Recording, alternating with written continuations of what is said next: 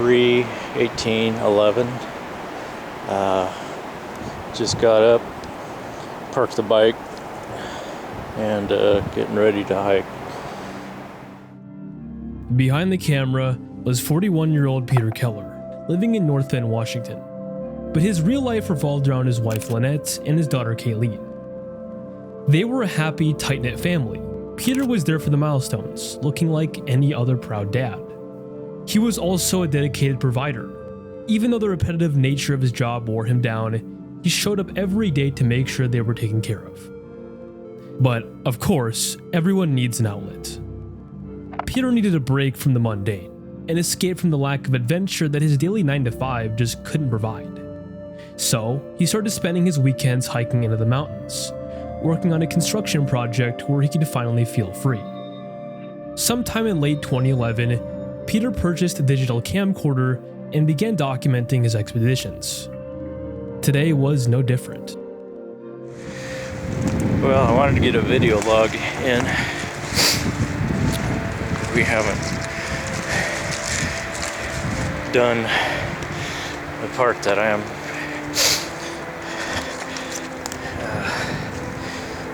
what is it? Part that I'm not looking forward to. I'm getting pretty close to that time. It's I'm guessing probably a couple months away, maybe 3. Making pretty good progress.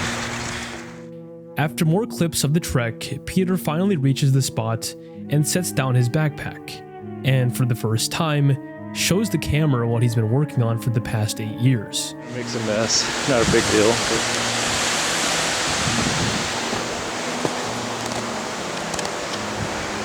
Oh, wow. Holy crap. Wow. Well,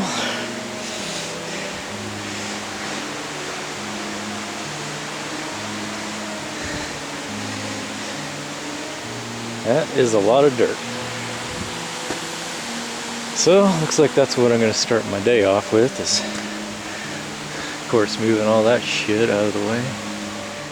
It's a bunker, and not a small one either. Peter calls it Camp Keller. Well, this is it. Home sweet home.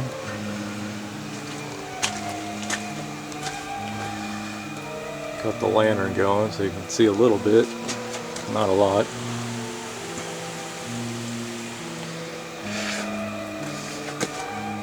It's fortified, equipped with a functional stove, furnace, and running water. He explains why he was interested in building it in the first place. He continues to record himself at work before wrapping up the day. Yeah, basically last year has been really tough on me. Been coming to terms, realizing just how pathetic I am. And there's just no hope. But it's tough. Wasn't interested in anything anymore. Okay. Motivate myself. All I did was work on this. This is the only thing that would make me feel better. But I think I've come to terms with it.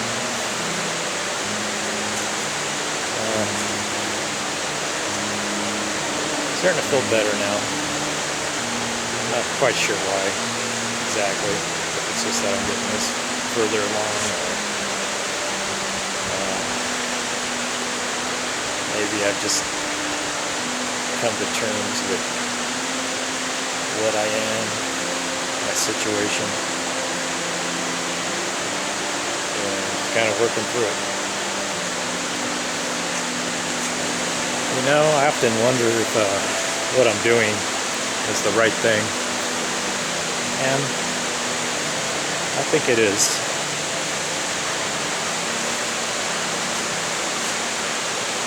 So,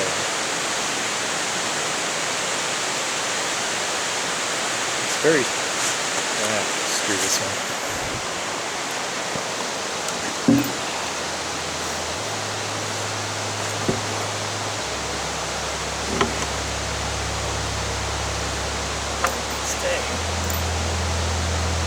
Today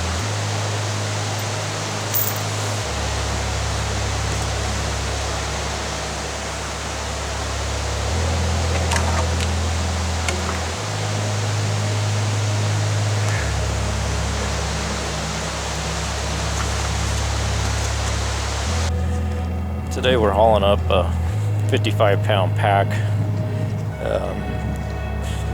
basically a big bottle full of beans that's about 45 pounds, and some winemaking stuff, and then just the weight of the gun and the pack.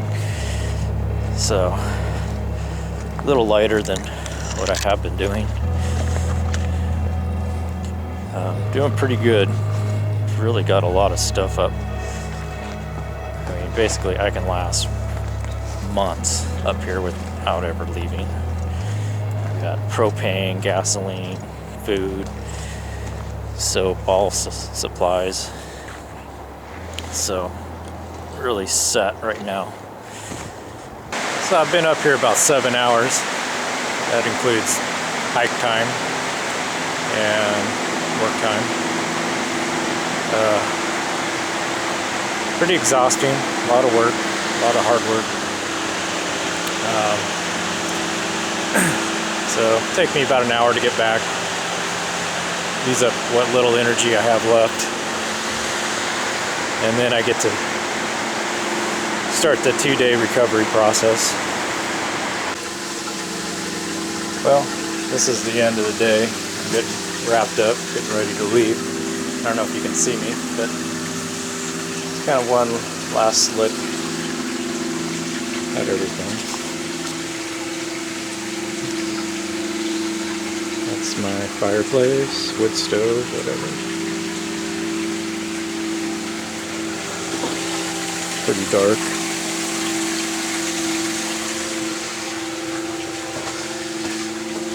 Now we're going upstairs.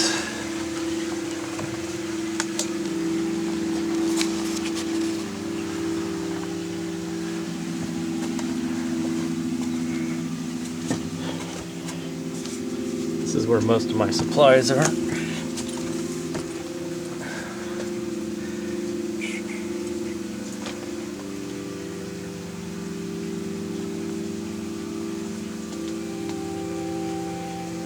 Pretty well stocked up. It's my window.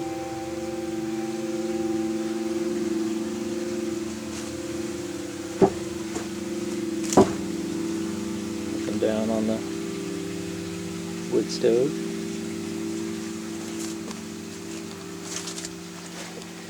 And that pretty much wraps it up for the day.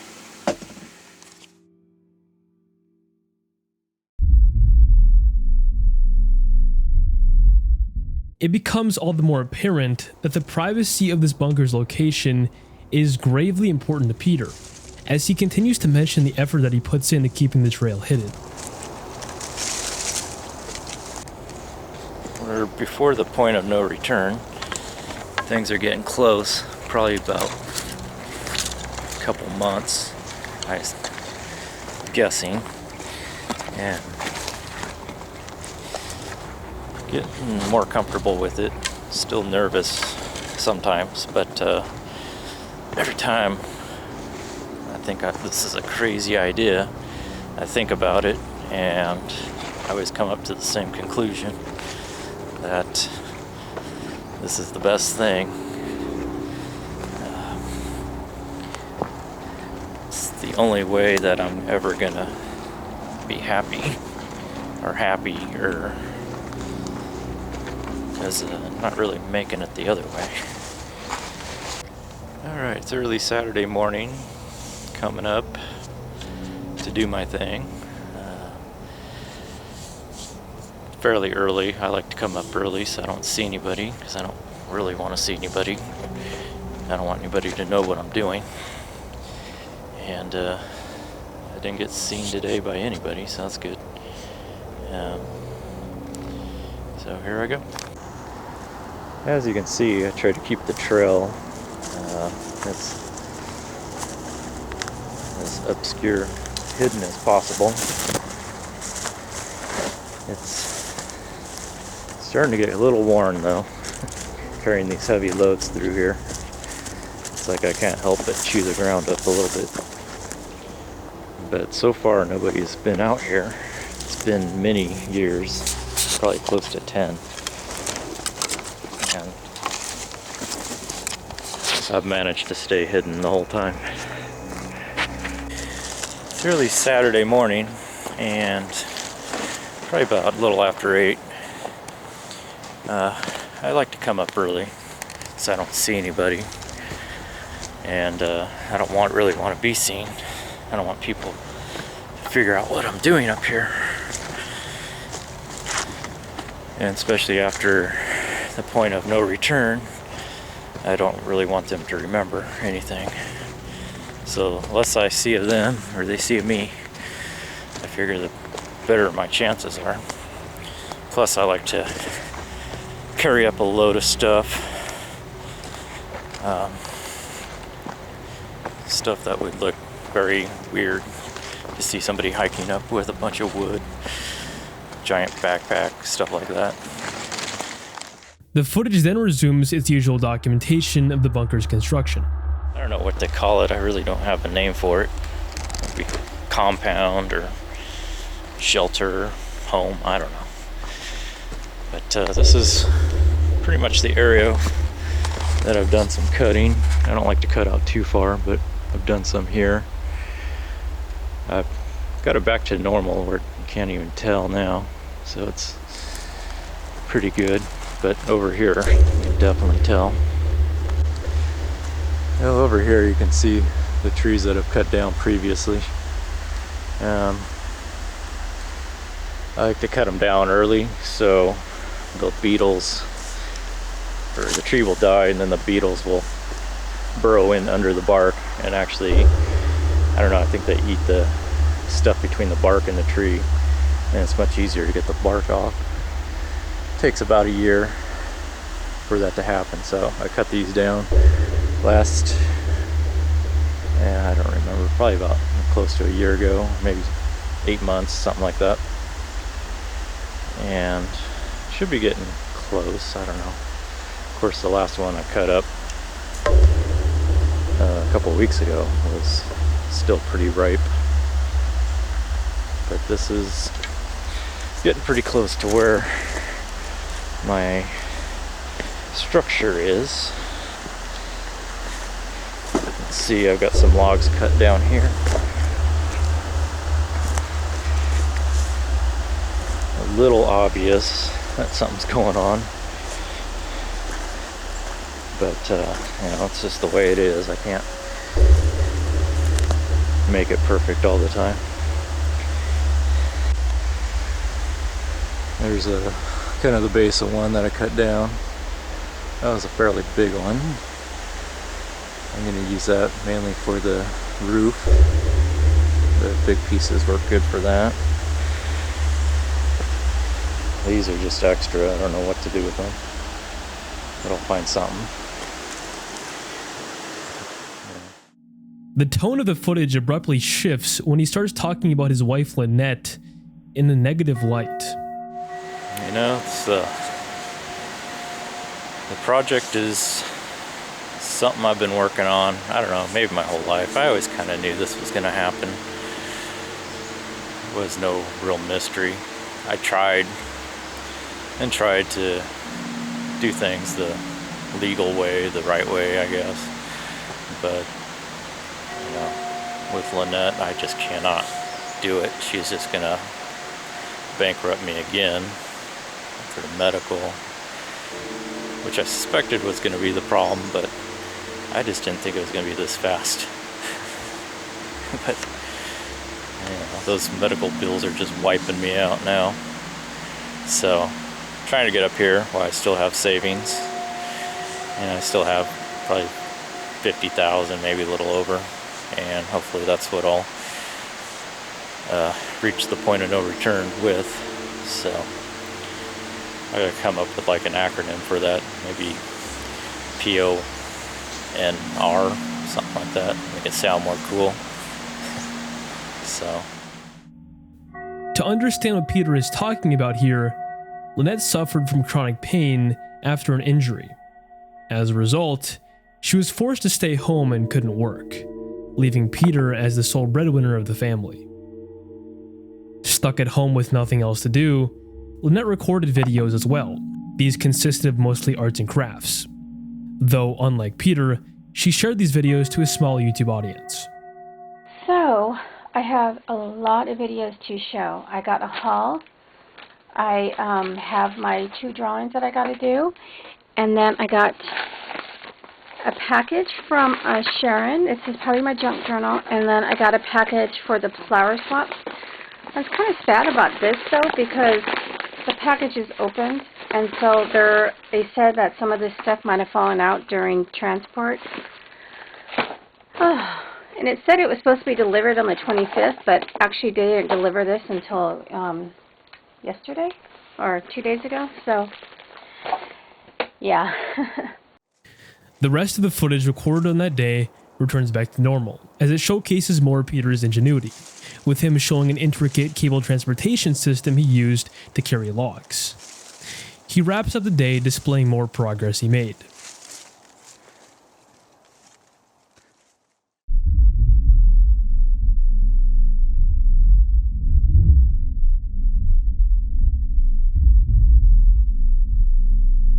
His cryptic remarks heard here and in earlier recordings finally get contextualized, and the footage becomes deeply unsettling when he finally defines what he means by the point of no return.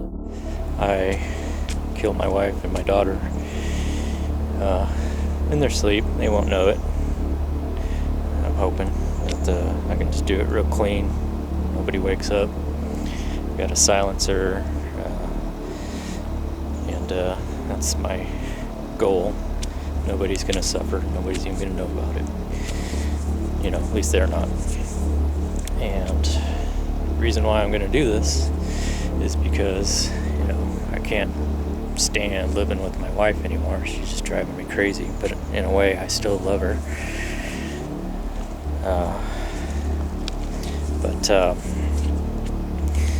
You know, if I leave her, there's no one else to take care of her. She's not going to make it. She can't take care of herself if I'm not there. And I was getting to the point where I just can't take it anymore. Really, the most humane thing to do is just to put her under. And with my daughter, you know, my daughter's screwed up like me and my wife are. Me and my wife have been, you know, gone through some shit in our life. Bad family lives. Just terrible shit. Horrible things. And, you know, that's also why I can't live like a normal person. I got all these memories in my head. She has the same problem. And, you know, just because I love her still, I'm just gonna, you know, put her out of her misery for good. Kayleen, I don't want her to suffer at all either in this world. This world isn't a good place to live in. I can't be there protecting her all the time. So the safest thing for her is to be put down too. And it's not because I want to. Not at all. I dread doing it every fucking day. It's the last. This alters the entire context of his video logs. His secrecy, his obsessive dedication, and his nervousness suddenly all make sense. Yeah, the logical side of me is mainly my ideas and what I think about, what I want to do. Probably completely unrealistic so far they have been, but the more I think about it, the more possible it could be, the more I figure it out. Still pretty far away, but the idea is cool. Basically, the idea is just making this world actually good. Because all I see, I mean, there is a lot of good, but it's controlled by people, which are inherently bad. lot of them, causing bad things. A lot of pain, a lot of greed, just so much disgust, so much slime, filth walking the face of this earth.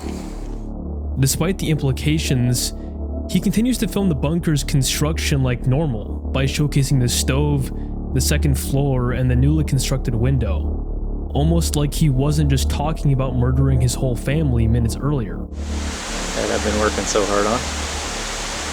Once I get the lights on, I'll take you inside.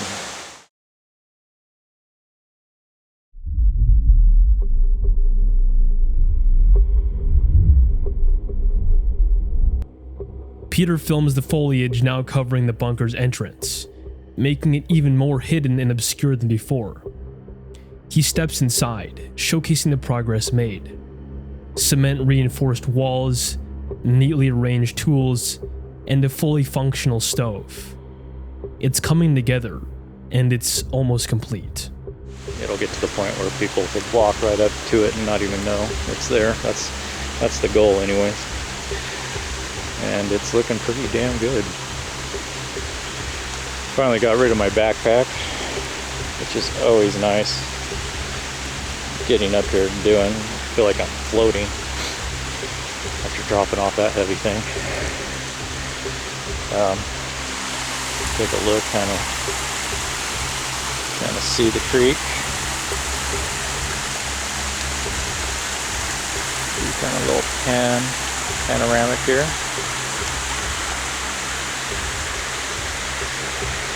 There's this big tree right here. Big dead stump. Some old growth. You know, another thing that's just driving me crazy is work. My job is so boring. I just can't take it. I go there every day. I just dread it. Some days are better than others, but they're almost all so shitty. Not to mention that I'm going to work with almost no sleep most of the time. Just can't even barely function doing something that don't care anything about. And I mean, that's what I got to look forward to, just doing that. Been doing that for 16 plus years now, and it's just driving me insane. So just the thought of coming out here, not having to work, is real appealing. You know, maybe if I can just sleep when I want to sleep and not have to get up, maybe I'd feel a lot better, be able to function. And you know, of course I'd be able to spend a lot more time on my projects staying out here. So those are kind of some of the things driving me to do this.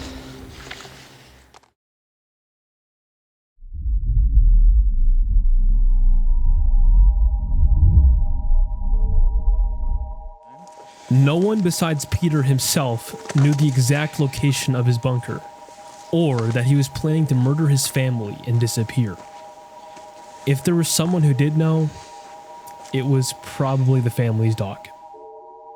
For my mom and some other items, but I just want to show you this. Psst, Dino. On April 21st, 2012, 2 weeks after Peter's last entries, Lynette would unknowingly upload her final goodbye to YouTube. That night, she went to sleep expecting to wake up beside the man she said yes to 20 years ago. Kayleen went to bed expecting to wake up and her father's voice calling her down for breakfast. Under the cover of darkness, a suppressor tightened, a magazine inserted, and shadowy footsteps crept through the home. The soft clicks of the pistol marked the abrupt end of 2 human lives.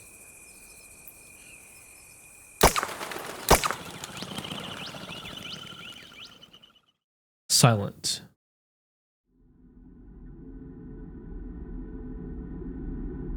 Yet the devastation of their loss would reverberate far beyond the walls of that home. Gas cans littered the kitchen floor. A large one was placed on the burner, and the house was doused in gasoline. In only a few moments, everything he had truly built, his family, his life, was gone. The bunker, painstakingly constructed, was made in preparation for the end of his world. On April 22nd, 2012, at 8 in the morning, a neighbor noticed smoke and flames coming from the windows of the Keller home and called 911. Firefighters breached the barricaded door and quickly extinguished the flames before they spread beyond the kitchen. In one bedroom lay Kayleen, fatally shot once behind her left ear, a contact wound. In another room, they found Lynette, shot twice, once behind her right ear and again on the top of her head. The second shot is an eerie detail when you think back to the resentment Peter expressed about his wife, almost like he wanted to be absolutely certain she would never wake. The family's dog and cat were also found shot dead.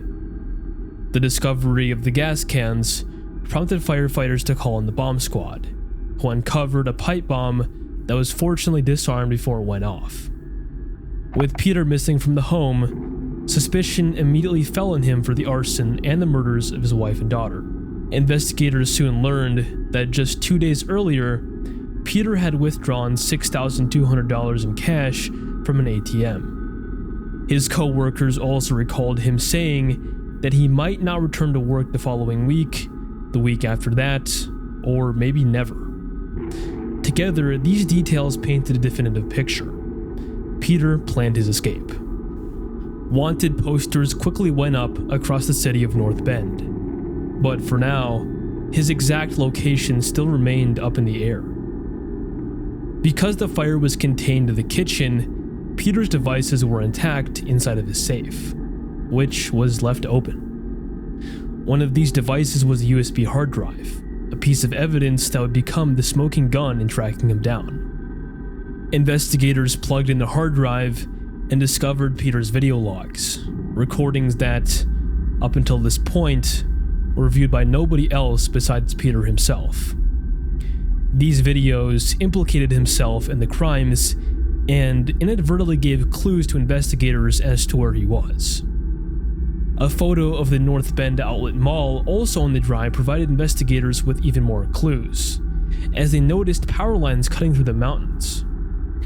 Knowing Peter would need a reliable water source, they deduced that his bunker was likely hidden on one of the two sides of the mountain shown in the image, both of which had accessible streams. Hikers reported spotting Peter's Toyota pickup truck parked at his usual trailhead.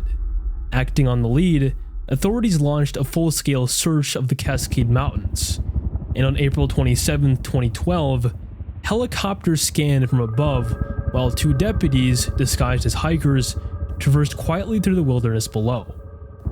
They stood dead in their tracks when they came across fresh military boot prints and caught the scent of smoke.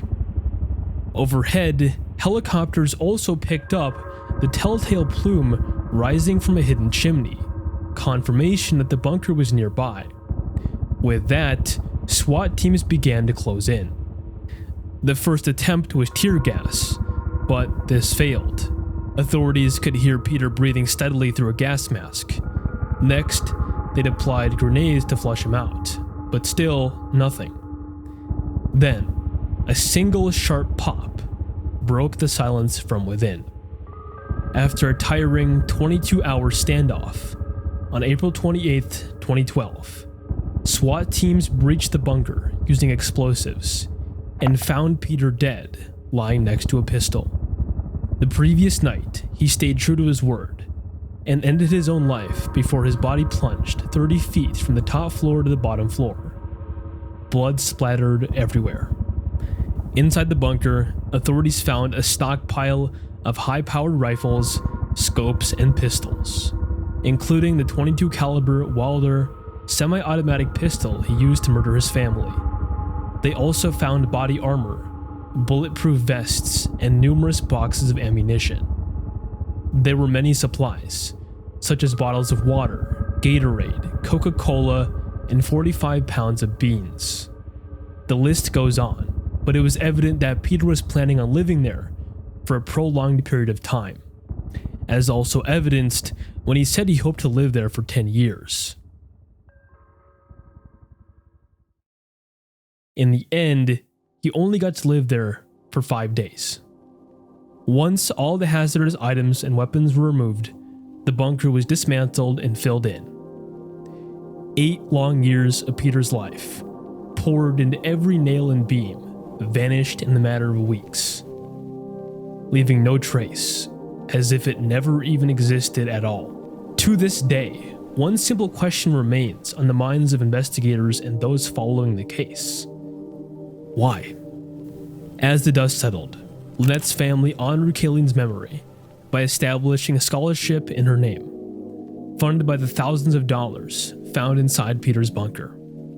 The scholarship would give aspiring students the chance to attend Redmond's DigiPen Institute of Technology, the very school Kayleen dreamed of studying video game design at, a dream that she tragically never got to see. Lynette, Kayleen, and even Peter himself, along with the bunker he poured nearly a decade of his life into, are completely gone. All that remains are fragments, Lynette's YouTube page, frozen in time, Peter's video logs, which document him rationalizing, planning, and obsessing over a project that was meant to protect him, but instead guided him to death and needlessly dragged his family along with him. With these video logs having now gone on to become one of the darkest cases of real found footage ever recorded.